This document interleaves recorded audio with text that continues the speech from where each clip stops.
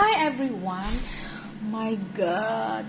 It's 6:45 p.m. here in Vienna, Austria, guys. Actually, guys, wala talaga kaming ng asawa ko. Nag-snack lang kami kanina, so wala talaga kaming kain. Last kain ko ng rice, New Year.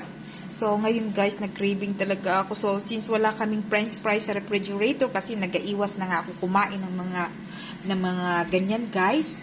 Meron naman kaming patatas guys, kaya gumawa na lang ako ng mojus. Eto guys, with ketchup guys. And guys, nagluluto ako ngayon guys.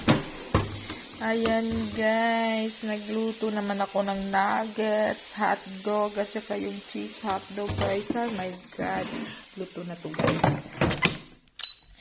Ay naku guys, i-off ko na to guys. Luto na talaga to guys.